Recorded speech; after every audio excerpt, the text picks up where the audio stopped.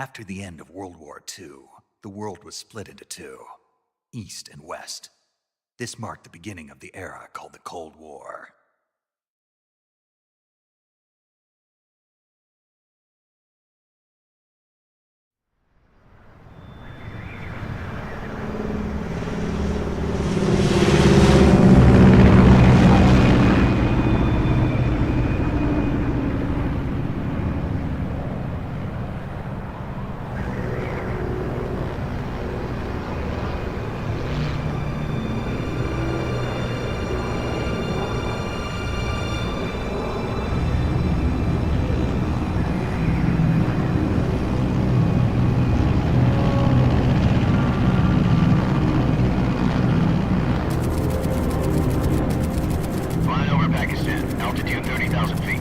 Approaching Soviet airspace.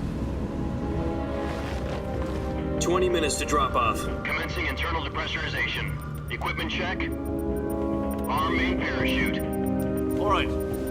Ready to go. Drop zone still showing a high pressure mass. Cav okay. Good. We've got high visibility.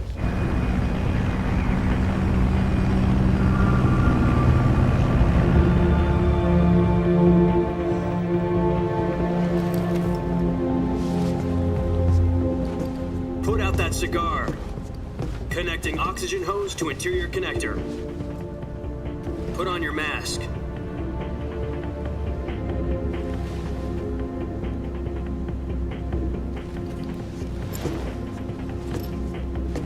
Does this panty waste know what he's doing?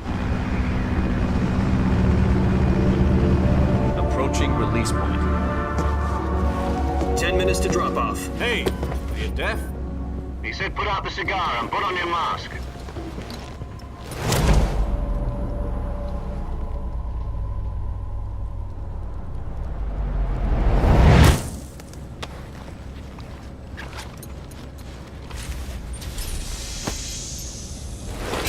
Depressurization complete.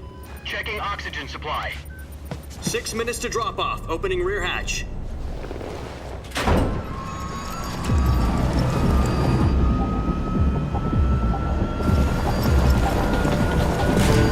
Sunrise.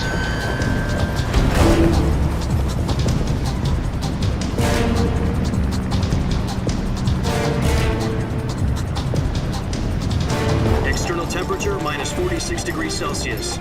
2 minutes to drop off. Stand up. You'll be falling at 130 miles per hour. Try not to get frostbite from the wind chill. 1 minute to drop off. Move to the rear. Activate bailout bottle. This is one for the history books. The world's first halo jump. 10 seconds to drop off. Stand by. Status okay. All green. Prepare for drop off. Countdown. 5, 4, 3, 2, 1. Spread your wings And fly. God be with you.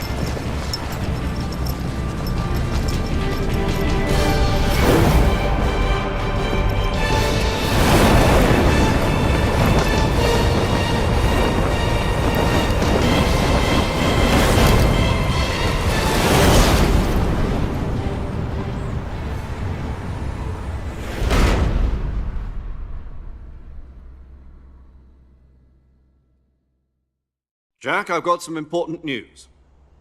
The head of the CIA has finally given us the green light for the virtuous mission. Virtual mission? No, the virtuous mission. The future of our Fox unit depends on it. If it succeeds, we'll be officially organized into a unit. Virtuous mission? Sounds like some kind of initiation ritual. You know, don't get cocky. This isn't a training op. Right. So what exactly is this wonderful mission? Well, about 2 years ago, a certain Soviet scientist requested asylum in the West through one of our moles. His name is Nikolai Stepanovich Sokolov. He's head of the OKB-754 Design Bureau, one of the Soviets' top-secret weapon research facilities, and the East's foremost expert on weapons development. Sokolov? Isn't he that famous rocket scientist? The very same. On April the 12th, 1961, the Soviets achieved the first manned spaceflight in history. The Earth was blue, but there was no God. Well spoken. The rocket that carried Yuri Gagarin into orbit was the A-1, known as the Vostok rocket. Sokolov is said to be the man most responsible for the multi-engine cluster used in that rocket. After Gagarin's flight, Sokolov left rocket development to become the head of the newly established Design Bureau. From a lowly technician to head of a design bureau, that's quite a success story, so why'd he want to defect? It seems he'd become afraid of his own creations. Afraid? Call it a crisis of conscience. And for that, he left his country and his family behind and went over the fence? Not exactly. One of his conditions was that his family was also to be taken safely to the west. We used a mole to get the family out first and succeeded in sneaking Sokolov over the Berlin Wall shortly afterwards. I was the one who conducted the operation. The security on the eastern side was still full of holes back then. Then what? We got Sokolov over in one piece, but the whole ordeal had left him exhausted, and we checked him into a hospital in West Berlin. It took him 2 weeks and more than 600 miles to get from the research facility in the Soviet Union to Berlin. He was in no condition to say anything coherent. And it was only a week later that we had something much bigger on our hands. The Cuban Missile Crisis. October the 16th, 1962, President Kennedy received word that the Soviets were in the process of deploying intermediate-range ballistic missiles in Cuba. The President demanded that the Soviets dismantle and remove the missiles. At the same time, he announced a naval blockade to prevent further missile shipments from reaching Cuba. But the Soviets didn't back down, instead placing their armed forces on secondary alert. Soviet transport ships carrying missiles continued on course towards Cuba. US and Soviet forces went on alert for an all-out nuclear war. Frantic negotiations were conducted through the UN's Emergency Security Council and unofficial channels to end the hair-trigger standoff. Finally, on October the 28th, the Soviet Union agreed to remove its missiles from Cuba, and so the world avoided a nuclear holocaust. But in order to get the Soviets to pull their missiles out, we had to make a deal. You mean the one where the US agreed to remove its IRBMs from Turkey? No. The Jupiter IRBMs deployed in Turkey were obsolete, and we were going to get rid of them anyway. They had no strategic value whatsoever to either the US or the Russians. The Turkey deal was a ruse, a cover story that was fed to the other intelligence agencies around the world. So what did the Russians really want? Sokolov. They wanted us to return Sokolov. You mean the Soviets pulled out of Cuba just to get their hands on Sokolov? That's right. What the hell was he working on? At the time, we had no idea. We were running out of time. It was either give up Sokolov or risk full-scale nuclear war. In the end, we had no choice. President Kennedy gave in to Khrushchev's demand. The next day, I got Sokolov out of the hospital, handing him over to agents on the eastern side. Sokolov kept on screaming, "Save me," until he disappeared from my sight. Then a month ago, we received some new information from one of our moles. About Sokolov? Yes. He was taken back to the research facility and forced to continue working on the weapon in question under KGB supervision. What's more, it's on the verge of completion. So what kind of weapon is it? Something to do with space rockets? No, missiles. Same technology. I guess you're right. We don't know the details, but it appears to be a new kind of nuclear device. For half a year now, the Soviets have been conducting frequent nuclear tests at Semipalatinsk. Something to do with the weapon, I assume. We're talking about a secret weapon so big that Khrushchev was ready to pull out of Cuba to get it back. Is Sokolov still in the facility? No. According to our intelligence, he's in Selinoyarsk, a place in the mountains about 3 miles to the west that's known as the Virgin Cliffs. The Virgin Cliffs. Nice name for a virtuous mission. They moved him there just recently. Why? Apparently, they're conducting a field test of the weapon, but it's our best chance to get him back. This mission would never have been possible if he was still in the research facility. This is our last chance. Sokolov must have known that too when he contacted us.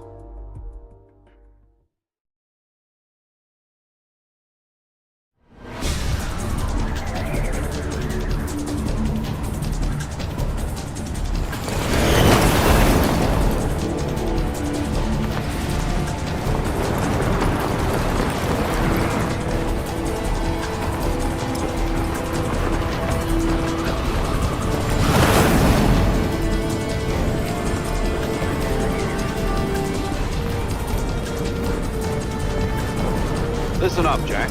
Your mission is to infiltrate Selino-Yarsk in the Soviet mountains, ensure the safety of Sokolov, and bring him back to the West.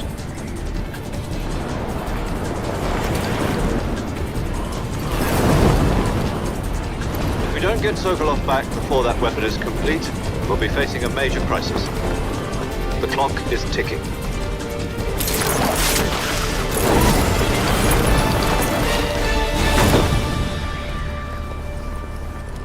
Once we've confirmed the rescue of Sokolov, stand by at the recovery point. A recovery balloon will be dropped at that point. Helium will be pumped into the balloon to inflate it. The process takes about 20 minutes. Once it's complete, the gunship's arm will latch onto the balloon and pull it up. The Fulton surface-to-air recovery system. I'm familiar with the theory. Take it easy. It's been combat-proven. Do you think Sokolov is up to it? The shock will be less than during a parachute jump, and the arm can handle up to 500 pounds. So you're planning on going over the border in a single combat Talon?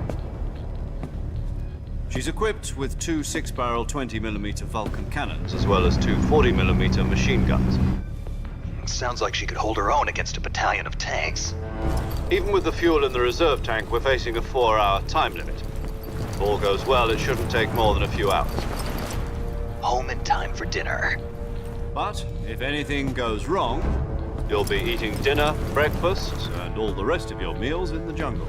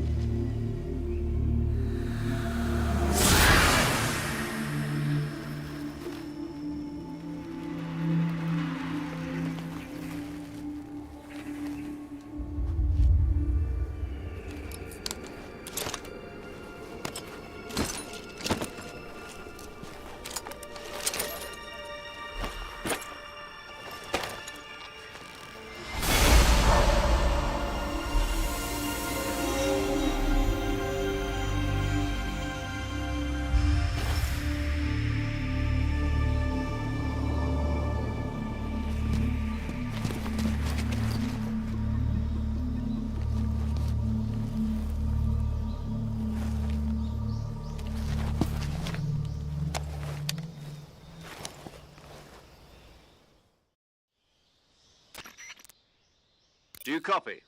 You're already in enemy territory, and somebody might be listening in. From here on out, we'll be using code names to refer to each other. Your code name for this mission will be Naked Snake. I'll be referring to you as Snake from now on. You're not to mention your real name. Snake? What, you don't like snakes? What do you mean? Well, you've eaten one before, haven't you? In survival training. I'm glad to hear that. I don't know if I'd ever order one in a restaurant, but... Be careful, you might not have a choice. What about you, Major? What should I call you? Let's see. I'll be Tom. Call me Major Tom. This will be a sneaking mission. You must not be seen by the enemy. You must leave no trace of your presence. Is that clear? This kind of infiltration is the Fox unit's speciality. In other words, weapons and equipment are procured on site. That goes for food as well. You're completely naked, just as your name implies. Great. Now I see why you asked me if I like snakes. I suppose calling me Snake was your idea of a joke, too. No. There's a good reason for that. I'll tell you later when the time is right. Gotcha. Getting...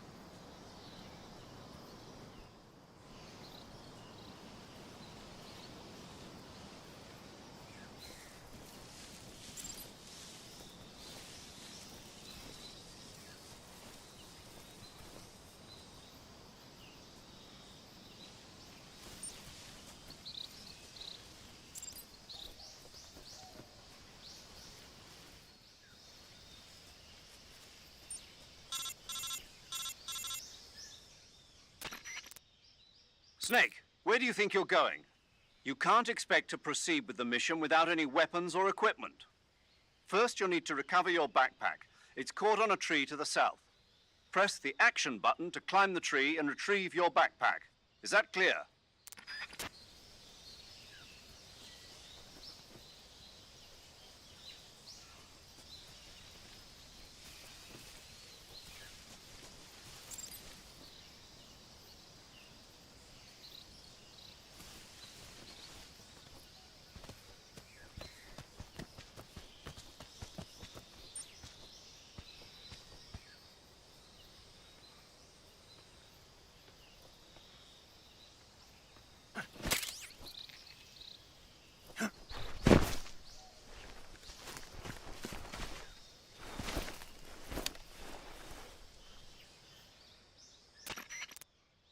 I see you've retrieved your backpack, Snake. To equip a weapon, it's necessary to take it out of your backpack. In the survival viewer, choose Weapon from the backpack. Your available weapons will be displayed in a list on the screen. From that list, choose the weapon you want to equip and press the Enter button. For other equipped items, just do the same thing from Item. Got it. Use the survival viewer backpack. Yep, that's right. Survival is fundamental to this mission. After you've been out in the field for a while, your stamina will start to drop. If your stamina gets too low, it'll affect your performance. You won't be able to shoot accurately, for example. Keep an eye on your to recover lost.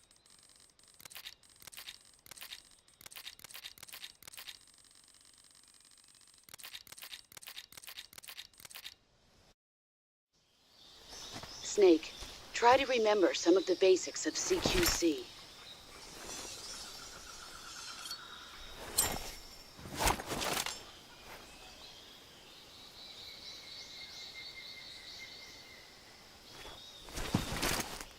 Commencing virtuous mission now.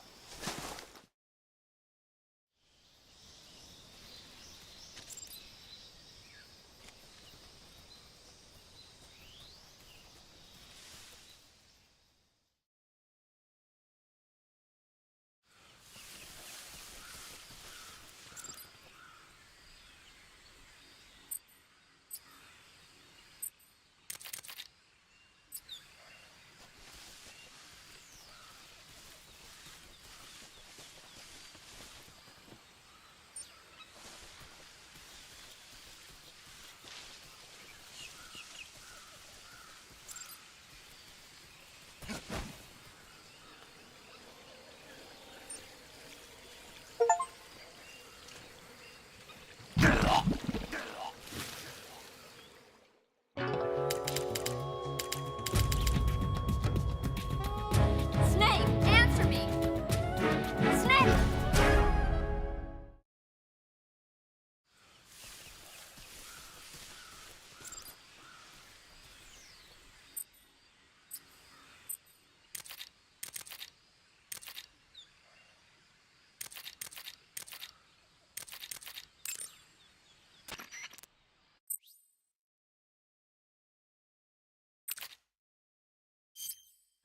Camouflage is an indispensable tool when you're sneaking through the jungle.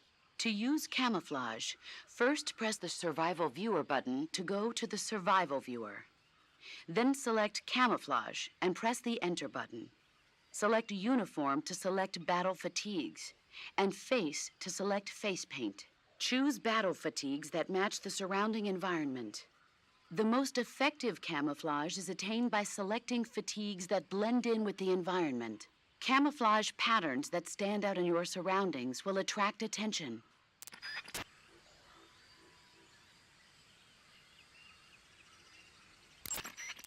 Visibility is poor in the jungle. So I'll have... That's right. Rather engage. You'll let.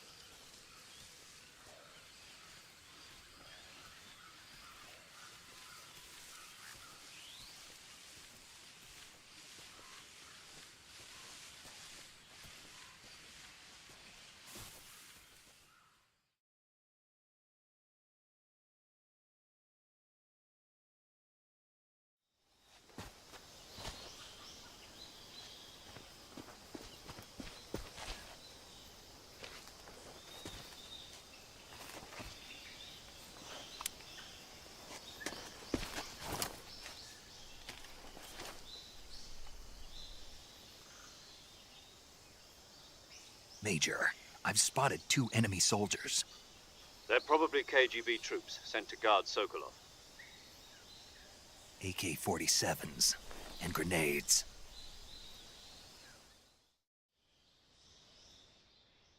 Snake, your presence in Soviet territory is already a violation of international law.